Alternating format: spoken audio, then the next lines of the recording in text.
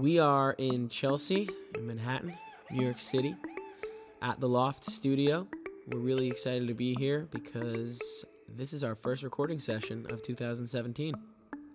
This is the first time for us knowing exactly how we want our music to sound and knowing how to go about that. It feels really good to finally put out music that we don't have to preface before we play it for people.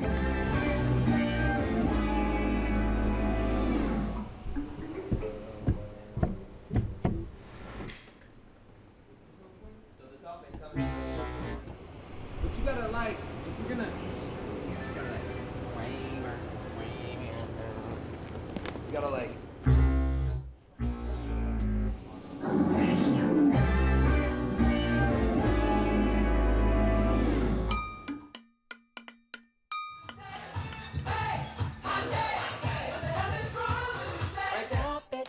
If it's only love, then why does it matter? If it's only love, then fine, I won't have her. If it's only love, then why can't I move on? Take a second, check my pocket, flip the switch and be gone. But I just can't help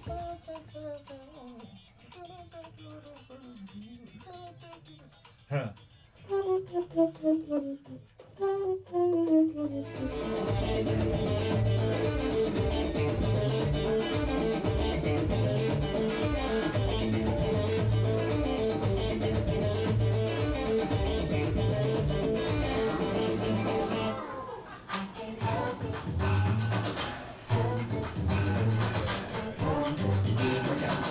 I'm sweating so hard right now.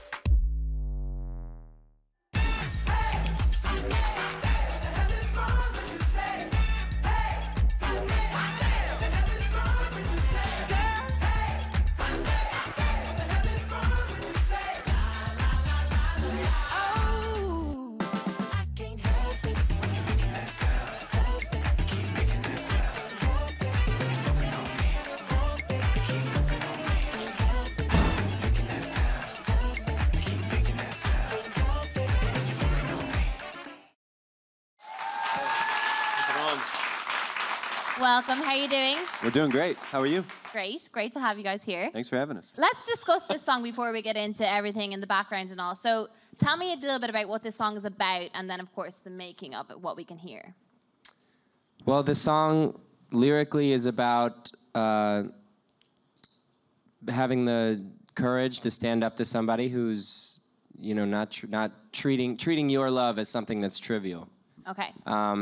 It's very bold. It's kind of the point where you would finally call somebody out and say, you know, what's wrong with you? I think it's everything you might like yell into the mirror and maybe never say, right, you know, to the other person who's. The song's clearly about someone who you love with everything you've got, and you're getting just absolutely nothing back. Yeah. So it's like you yelling into the mirror and then probably going to that person and saying something much nicer. But it's like those memes you see online now of like text messages to your wife, and you see what it actually is written out, and then what they end up saying. Right. yeah, So it's kind of like an open letter. That's right. And Right. now people can use this song and just send the song instead of actually saying what they want to say. That was actually the whole idea. It's Just a It's like a Hallmark voicemail. card. It's for middle schoolers breaking up. Yeah. Love Here you it. go. Helping the world one song at a time. Yeah. Yeah. So the Shadowboxers, tell me a little bit about the background. And I know you guys have been together for a long time, so how it all started and evolved to what it is today. We all met at Emory in Atlanta 9 years ago or so. We were singing and playing together in our dorm rooms, and just like the way our voices sound together. We harmonize on nearly every song we do. And the music has just really evolved. We started out playing just as much folk, kind of Crosby, Stills and Nash type stuff as we were doing more in this pop world. We did 2 years opening for the Indigo Girls, who are also an Atlanta band, and we were their backing band as well as their opener. And then Justin found us via a YouTube cover we did of one of his songs. Justin Timberlake. I feel like just Sorry, to clarify, like we all know who Justin is, yeah. but you know, just which Guarini. Justin? There's a Yeah. few. It could be Bieber. Could be Bieber. Let's clarify. It's Justin Timberlake. So Justin Timberlake, that's right, found us. We put out Push Her Love Girl, which is one of his songs that he was on the 2020 Experience. And we were just putting some songs up that we love on YouTube, and he found that song, looked at some of our other ones, and reached out. And we met him a few weeks later when he came through Atlanta on his tour. We were living in Atlanta at the time. And he told us he wanted to work with us and mentor us. So while he was on this tour, we were sending him songs we were writing and kind of communicating and just sort of continuing to harness and develop our artistry and our identity. And then that culminated this past summer. We were here, and we recorded Hot Damn as well as a bunch of other new songs in the studio with him, and he produced it. I love how you're just like it's a normal story or something. This is an incredible story of 3 guys making music in college, and then Justin Timberlake discovers them and finds out. So let's go back then. So first of all, I want to know, like, when you met, were you like, hey man, I sing too, or I play instruments? Like, how did you get from boys who like then decided to sing in a room together, and what was that like when you're like, our voices sound awesome? I mean, we met Just freshman like year. Yeah, it just happened like that. No, we met freshman year of college in a bunch of different ways. I met Scott in like a music theory class. Okay. I stalked Adam's iTunes profile, and I saw that he had his own music. How did And you they know? would never- Did you know Adam was a musician? Well, here's the thing. The school we went to was not a music school, like by a long shot. So when we found out there were other musicians on campus who were into, writing songs and playing music, it was like literally only the 3 of us at the whole school. So it was pretty easy to meet. And then like the moment the 3 of us started singing together, we all have very different voices alone, but together there's this sort of unique blend. And that we were all kind of like, whoa, all right, that sounded cool. Let's pursue that. And that's kind of how it happened. And then like Scott said, over the past 3 years, we've written probably 120 songs and demoed them and sent them to Justin. And it's kind of been this back and forth of us like finding and funneling all of our 3 different influences and tastes into one sound, which takes a lot of time, especially because all 3 of us are songwriters. It's not like we have one songwriter in the band. It's much easier to develop a sound when you have just someone leading the charge. So it's taken us a while to figure that out, but we finally did. Took us 9 years. Yeah, Right. 9 years, Yeah. almost a decade. But hey, how does that work then? So like, do you write individual songs and then go to each other like, hey, what do you think of this? Or is it like, do you sit together and then come up with concepts? And how does it work? There's no one process. I mean, we write together, we write separately, we write with the guy who co-produced all these songs is a guy named K-Kov. Yeah. And so we wrote a lot of these songs with him.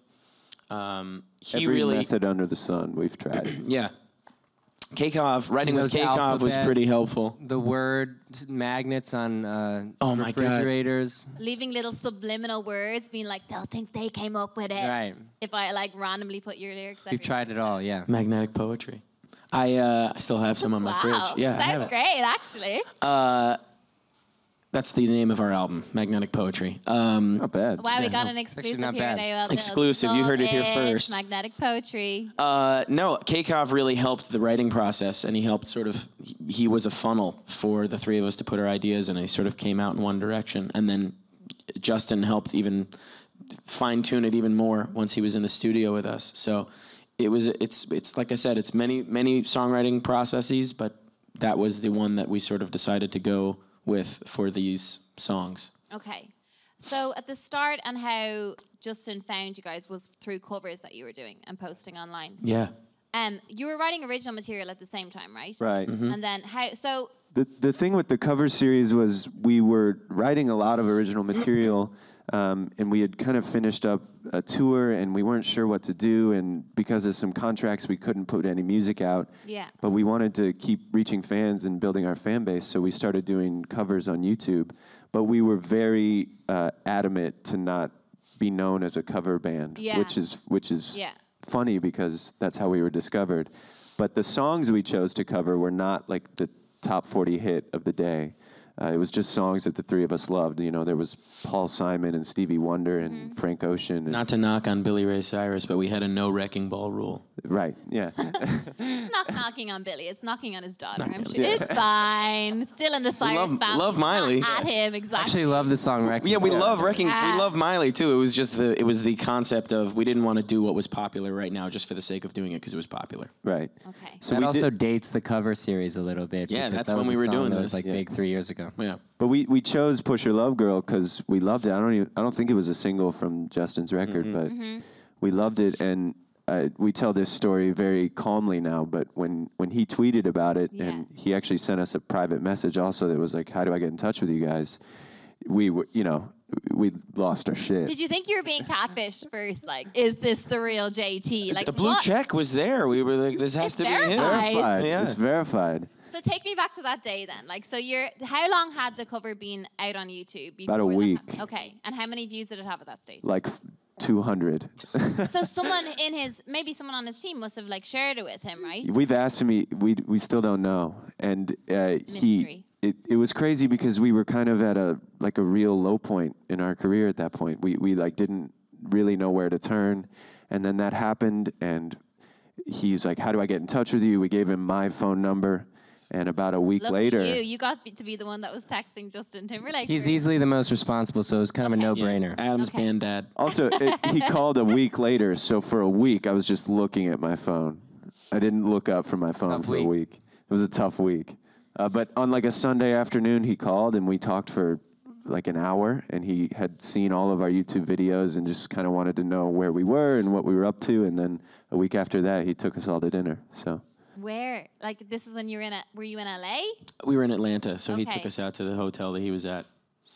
And the best part of our first time meeting Justin was that we walked into the lobby, and as he walked out of the elevator, because it was Atlanta and a lot of sports shows are filmed there, Charles Barkley was living at the hotel.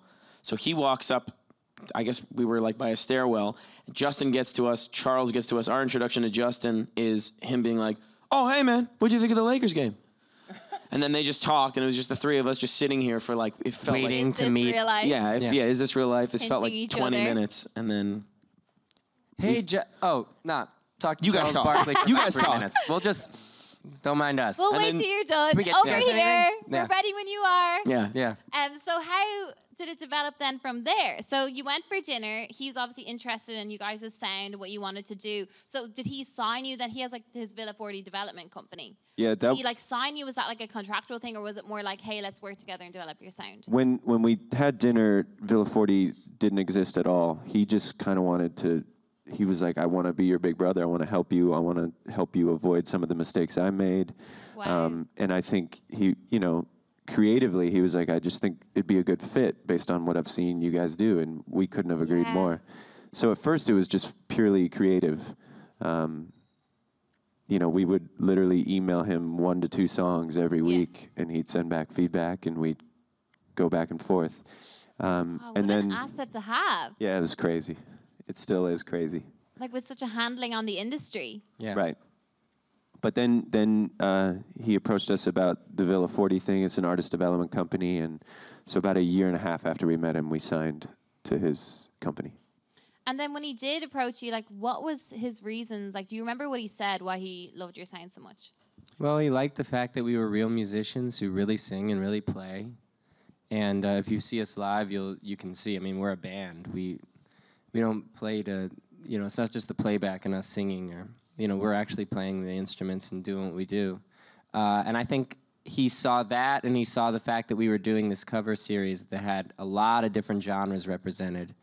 And he listened to all the songs we were sending him and a lot of different influences. And he says, these guys can really play, and they're down-to-earth guys. And I think he just liked the fact that we were real about the art that we want to make.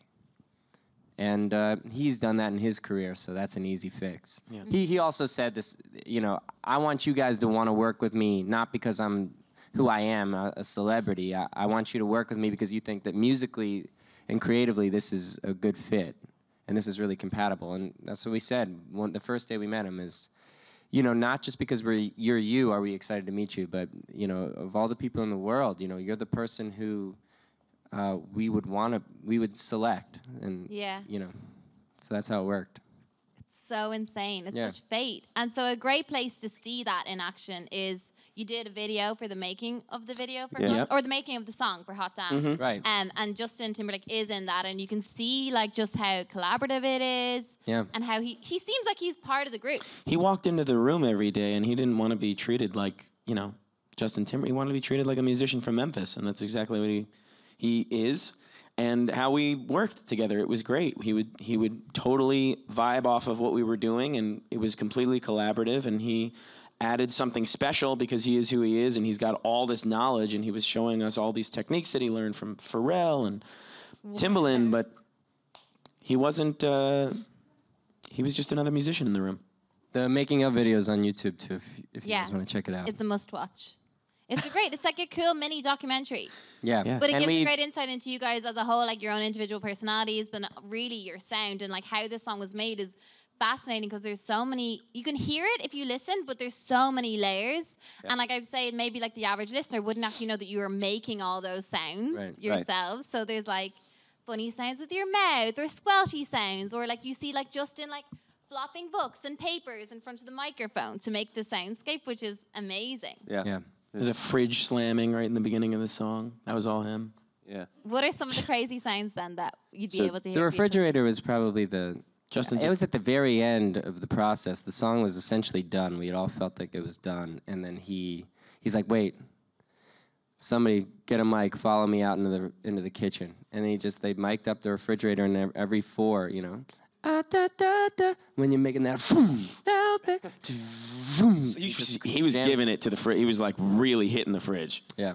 So, like, were you guys like aware that that was like a process that he used? Had you used that kind of process in your previous Well- songs? I know your music in general is very layered. We were lucky in that he invited us to come to a few of his sessions for some of the stuff he's working on. So we got an inside view at his process, and so we knew what to expect. But it's still just the coolest thing in the world when he's there helping us with our material. Also, like a lot of the all of the baseline recording that we did with K-Kov, the other producer, was very kind of regimented and sort of electronic sounding. So he came in and said, "I'm going to complement that by doing a lot of organic sounds." And he would literally have what he calls like a junkyard, where he's just putting a bunch of whatever's in the room.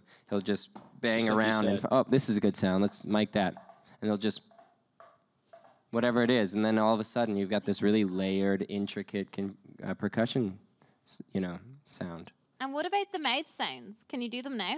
Nope. Nope. Why? He's don't. got this one that he picked up from Timbaland that's in the video. There's a section. Yeah, right. Matt's the closest. Why don't Yeah. you give it I a can't shot? do it, but it's the thing from Oh. "Are You That Somebody" with Aaliyah, the song with the whole like baby beat, Okay. and it's like a, but that's not it. And there's a section in this making of video, and we're all just he does it, and we all catch him do it, and we're like But then you Show do us it how in you the do- video. Then he makes you do it, right? We And don't. you No one did does it though. We're all trying. We're all trying. It just ends up sounding like Daffy Duck. Yeah, It's a lifelong effort. That's You'll right. get there eventually. Yeah. That's the Well, goal. that's the goal. Yeah. To make weird sounds with our mouth. And make it music. Yeah. Music is everywhere you look, everywhere you listen. That's Yeah. right. Is there going to be an album? So this is the first. Is this the first release from an album? Is there an EP coming out? What's This is the first release. This is essentially our first single ever, off really. Magnetic Poetry? Off of Magnetic Poetry. Drop it. You know what? Dropping. When you say it too, it sounds way better. Yeah. I'll be available for voiceover work to Good, say the perfect. titles and of your songs on the album. Thank That's you. pretty much all I could contribute. Wonderful. Singer. a lot. But we Perfect. we have pretty much all the materials done. It's being mixed right now, and we're just kind of figuring out the best way to put it out. But there's a lot more coming. So this is the first of many. So what do you think then about this? The time we're in now, like a lot of people are releasing snackable, like one single and another single, and then there's an EP. Are you going to do the full LP and give like the surround sound for what the Shadowboxers are? We love music too much to not do that. Right. Yeah. I don't know if it's the right thing. We're still gonna do it. Yeah. we still listen to albums front to back, and Yeah. I know most people probably don't, but I think we will release some singles, and we probably will do an EP. But just like morally, I think we have to do an album. And so you have it already. Pretty much, yeah. So it's an exciting time. Yeah. It is. Yeah. Like out of the 9 years you've been together, like obviously this is it the most exciting time for your career? For sure. Yeah. What's been, let's just make This it is the most really excited depressing we've and ever been miserable. right now. Here, stone cold faces. What's been the hardest obstacle then that you've overcome, like in the past 9 years? Like you were saying right before Justin Timberlake reached out, it was like a low point. What's been the hardest time where have you ever like looked at each other and been like, is this really gonna work? Yeah, it was like pretty much right Right- before right there. Justin, he reached out. I remember we were all sitting around a table and we were like, how much longer can we physically and financially do this? And we were like, I don't know, maybe a couple months. And then that night, Justin saw the video. The thing that we think is going to sustain us is the fact that we've put in a lot of hours, but at that time there was no feeling of any sort of payoff. We were playing in rooms for 6, 7 people on a Tuesday in Green Bay. You know, it just we were touring, we were living that dream of ours, and we loved it, but it's not a really sustainable model, and we needed some kind of a perk at that moment because it was just kind of drying up. It felt. We knew what we had was good. We needed some sort of validation. That's what he provided. Yeah. I think also one of the things about us that will continue to sustain us is that sort of the opposite of what most of our generation in music is doing is we played probably 300 shows before we ever went to studio. Like we were just on the road all the time. And I think, most people of our generation, make music in their bedroom and blow up from their bedroom, and then they don't know how to play live. And one of the things Justin said to us the first time we met him was like, I don't have to worry about you guys. Like, when we get the music right, you're going to play it live. Like, like you're like ready to go. You're good with that. Now we just got to focus on the studio stuff. So it's exciting for us to know that we got the studio stuff right finally. Yeah. Because we can take care of the live thing. All ahead of you. That's where we're most comfortable. These days, like mainstream artists, I saw like on Twitter, you tweeted about Dua Lipa's album. Actually, finally, great to be listening to some real music in capital letters. I said songs. So I said songs. Okay, Yeah. More or less the same thing. No. Adam. So have what to did you call mean her out by on that? Here's what I meant by that. So he's obviously the tweeter from the Shadowboxers account, in case anyone was no, ever we wondering. all tweet. Okay. We all tweet. But Adam did make that tweet. That was my tweet. We should We're not start owning it. writing who said what. Yeah, we probably should. Yeah. Because it's confusing, and I know you guys care that much, really. Right? It's confusing. First of all, I think that her album is amazing. Yeah. And it's just full of like real like melodies and real songs that like say something. And so much of what's out right now, I'm having trouble latching onto because it's like, there just won't even be a chorus or something. We just come from, we're like we revere so many of the great songwriters, and we try to apply a lot of that. And one of the tests is, a song at the end of the day is lyrics, melody, and chords underneath, harmony underneath. And if you strip a song down to just playing it on a guitar or one instrument and vocal, does it stand up? Mm-hmm.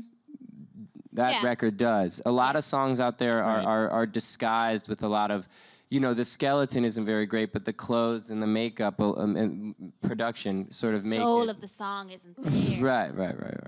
Which You is not said to it. say that music we don't love as well. It just serves a different purpose. We sound very critical right now. We're No, not. you don't. I Yeah. just wanted to call you out on that. And I mean, Dua Lipa's song New Rules, I do actually recite those lyrics sometimes to myself.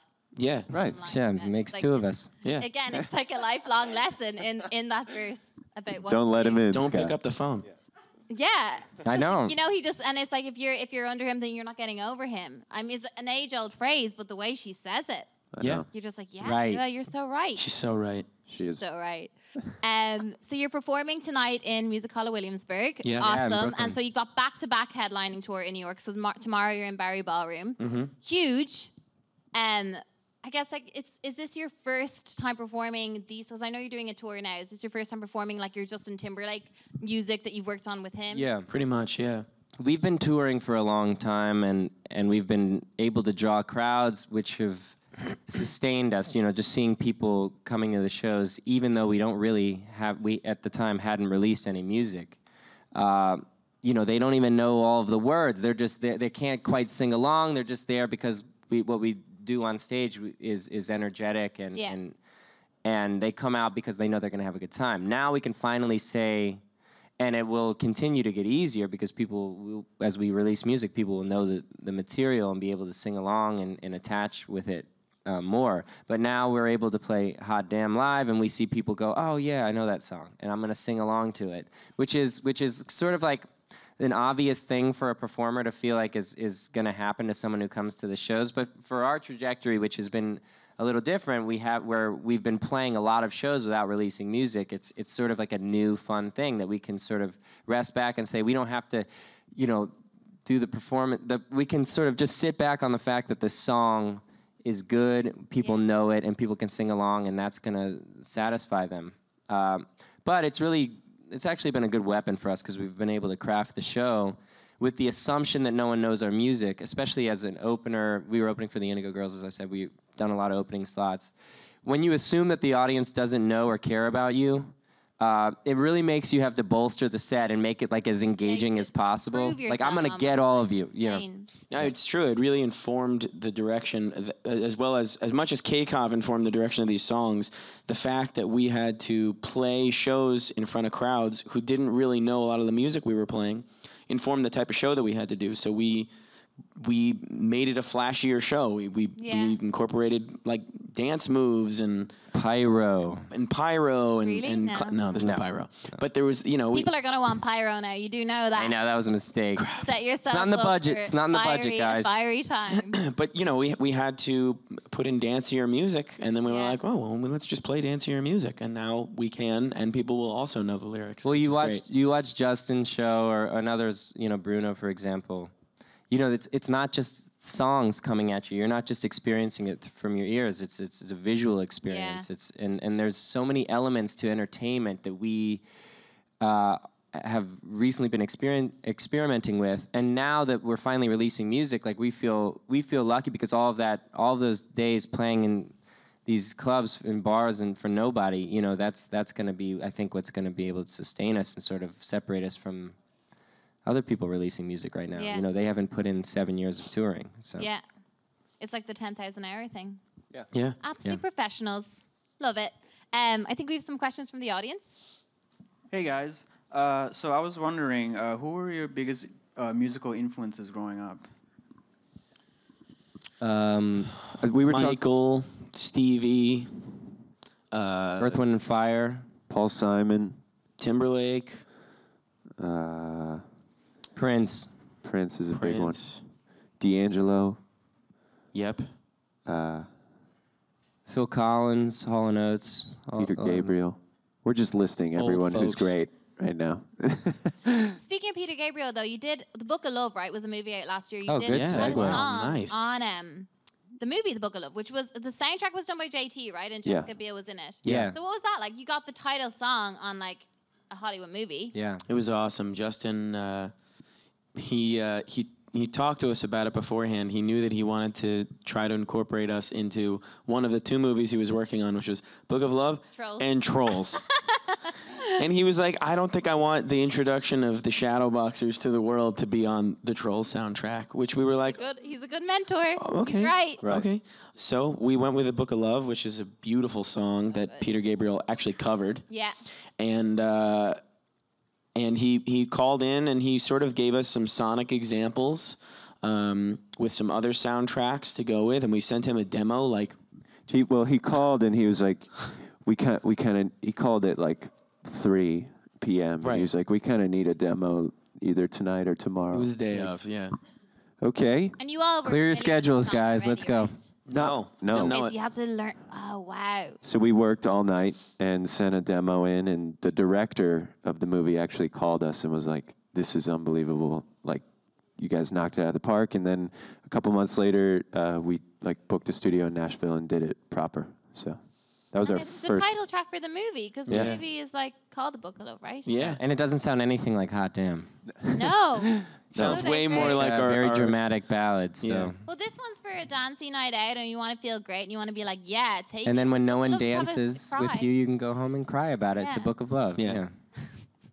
such a great We've song. got all emotions I covered. enjoyed listening to it yesterday, I have to say. One of my faves. We've more questions, I think. Hi. Hi. So you spoke a lot about your background, but one thing you didn't mention is where the name came from. So I was wondering. Yeah, we were, like we were saying, we really revere sort of preparation. We feel like we've put in a lot of work, and the name Shadowboxer and shadowboxing is sort of the art of preparing for a fight. It's very rhythmic and very soulful, and we feel like we challenge each other and challenge ourselves to make each other better. And we've put in that work, and I think that's what the name means to us, is that sort of, that preparation and that sort of attention to detail. We think that's gonna sort of sustain us. And it's also the method, though. Like, it's slightly hypnotic and, like, uniform. Not that... Yeah. But there is a lot of, like, complexities that go into shadowboxing. Right. Yeah, and it's a sort of workout. simultaneous. Yeah, it's tough, and it's sort of simultaneous attack and defense, which is sort of, you know, songwriting in the art form is sort of both attack and defense. It's all wrapped into one of sort of. Just depends on perspective. We're really. also incredibly ripped. Yeah. You know. In case you can't tell. Also, we thought it sounded cool, which helped. I'm surprised the name wasn't taken. It's a great name. It is. Right? It It's is so hard taken. to find a name by It's you taken. guys. It was taken from a few. There were a few other artists who sort of had other names and that were similar to the Shadowboxers, and we had to. Fiona Apple song. It's a Fiona Apple song. Yeah. It's a low impact Julian workout. Baker has a song now called It's a low Shadowboxing. impact workout. Yeah. Do you guys do any boxing? Yeah. You're ready Yeah. for Yeah. boxing anyway. Scott do? actually boxes, like legitimately. I pretend to box. Scott boxes. I just support them both. Adam supports us. Adam is not a fighter. Everybody needs a support cheerleader. Adam's And- the vegan non-fighter of the group. At least you're vegan. That's great. Thanks. At least you're vegan. No, Has spread the anyone ever word. said that? I don't think Veganism- anyone's ever said that. No, but that's like a great step. If you're not fighting, you're vegan. That's which is right. fighting for the world. Thank It's a you. greater fight. I'm vegan Thank too. you. Pro-vegan. Hey. Everyone all should be right. Yeah. vegan. I knew there was Screw you some sort of guys. delineation. Clearly they're meat eaters. You don't associate. One more question, I think, from the audience. Hi, thank you for being here. I was wondering if you had any pre-show rituals. We actually just figured out a pre-show ritual. Yeah, but it's not. We just kind of do this. It's a little hands-in, little chanty thing. We don't really have a pre-show ritual. I think it comes from playing in so many different rooms where, like, our green room or sort of dressing room is either, you know, it's like a converted bathroom or something like that. There's too many variables at play for us to. Are we not going to talk about this? I think you should talk about Well, it. now we have to. We have to talk about it. I refuse to not talk about this. It's not a Thank you. It's your- ritual. you go for it. Okay, it's not a ritual, which is maybe why we're debating this. But right before shows, one of Adam's brother's friends from high school. It's a long story. I don't know. I don't know why. I'm going to try to condense this. Do it. He loves coming to our shows in Chicago, and he loves coming extremely inebriated. And our friend Matt. He's like 6'8", by the way. And he thinks he can freestyle rap. He can't. So Matt Can he? Ryan Schwartz, our wonderful cinematographer, video capture genius, filmed him rapping, and we studied it like a coach would study a bunch of like his team on the like film footage of the team so that we could analyze plays, and we memorized almost everything because it's so funny and weird that it's now funny to us. Wait, where can we see this? You Can't can't see it. You can't. No, can you It's not give private us a stash. There's a taster? demand. No, there's no. I feel we need a bit of a taster now. Though. He's got okay. So he's got this Okay, very great. low timbre, and he doesn't really say words. This is your fault, by the way. I did this. I take full and responsibility. You said you've studied it, so it means you can do Yeah, it. but so he doesn't say words. He just kind of like. I can't believe we're about to He's do like this. he's like Q by the J and I slow and I may and I K and I flay and I know what I say. Yeah. That's pretty kind of good. it's like. Love and it. it's- I think that deserves a round of Yeah. applause. Thank you, Adam. It's very confusing. It makes no sense at all. So we kind of all. So we just kind of do that. verses. Yeah. In his language that he's In his created. language, yeah. It's a language. And that's the pre-show ritual. Yeah. Yep. which soon the fans will all learn, and it'll have to become a song within Oh my itself. God. We gotta And then change the ritual. Just you guys. You're the only people who are gonna know about this. Will be the new member of the band. Jesus. He's the Oh, mascot. God. He's the mascot now. He's gonna I have to go hope he around, doesn't see travel this. around with Oh you. man. Yeah, he'll be thrilled. Right. He actually would be He is a thrilled. great rapper. We just performed his piece That's Yeah. right. live on air. Yeah. You're welcome, Andy. Well, thank you so much, guys. Thank It's you. What a great great way to having you. end this, by the way. Yeah. Fantastic chat, and best of luck with the times to come. It's going to be awesome. Thank you. Thank Thank you. you. Thank you. Thank you all. Thanks, guys. Thanks.